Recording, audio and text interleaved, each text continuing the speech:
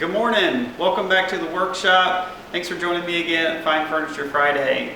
Today I wanted to showcase a little bit about joinery and how proper joinery can help us arrive at a product that is superior to today's mass manufactured store-bought type furniture. Aside from the material as our starting point of what makes something high quality, how it's constructed, of course, has everything to do with its quality and longevity.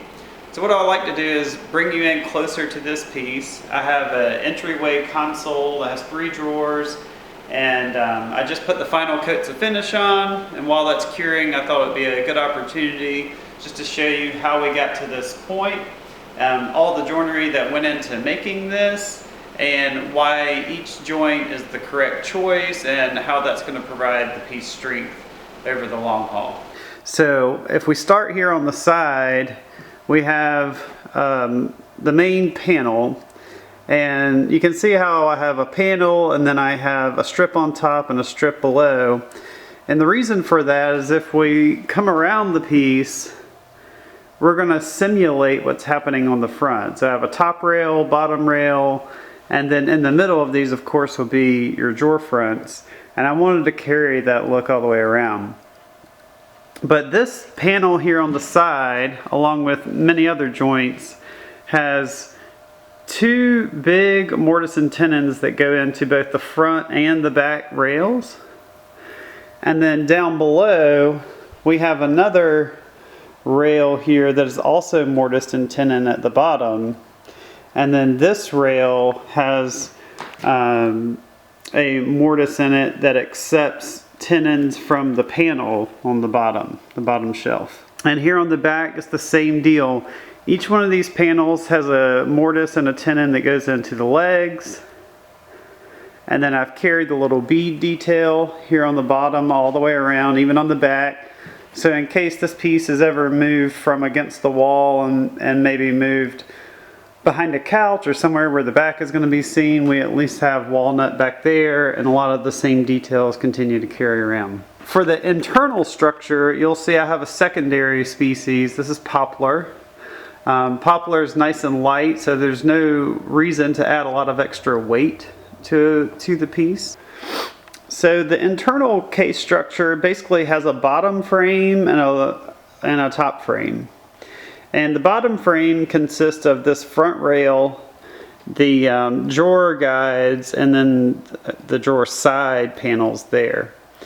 And this frame, if we look on the inside of it, you'll see there's a little tongue and a groove, which is basically like an exposed mortise and tenon. And then we see the same thing here at the top. Kicker rail is tongue and grooved into the top rail of the piece, and the same in the back. And then that entire piece, that is like one full panel, so both top and bottom. Not only is all of this joinery glued in place where it can't move, but then the back and sides of both panels, both the top panel and the lower panel, both get glued to the side and backs of the case. Because everything on the back is glued solid with all of this joinery, then all of this front section, even though it's nice and thin, it can't move. It's rock solid. Top frame, which consists of the front rail and the kicker supports, gets dropped in place at the very end. And the reason for that is simply we want to reduce how many pieces we're trying to glue up at once. The best way to save this to the end is to drop it in from the top. And we do that by another kind of similar mortise and tenon, except this is a dovetailed mortise and tenon, or what's called a sliding dovetail. And that gives the piece some more strength horizontally, so the leg can't try to pull sideways out. And then once again, there's a mortise and tenon that goes into this rail. And so while the dovetail has been glued in place and really could never come out anyway, its weak point would be to come back upward. But it can't come back upward because There's a mortise and tenon here, and then this is glued to the side rail. So the last part that I want to point out is this bottom panel, or the bottom shelf. So when you have a panel that's nice and wide like this, one thing you have to consider is seasonal wood movement. Anytime you get over something about like 8 inches or so, you'll start to experience a little bit of wood movement with changes in humidity. And because this bottom shelf dies into these back legs, I really needed the panel not to move at all. And so what I did is I resawed down from one board 2 veneers that are nice and thick. So we were like at a full 1/8 or more inch thick. And then I had a stable substrate that it was then adhered to. So in this way, we get the benefit, the look and the feel and the durability of solid wood, but the stability of something like a cabinet grade plywood. So then the last component that's going to go into this piece are going to be the drawers. Anytime we're talking about drawers, the hallmark joinery are dovetails. And so here we have 3 dovetails all the way around, not the half blind kind like you'll see in your kitchen cabinets. But we get the full strength of the width of the board, so it goes all the way through. And then we also have a solid wood bottom. So oftentimes, again, in store-made furniture, you're going to have this thin 1/4 inch panel.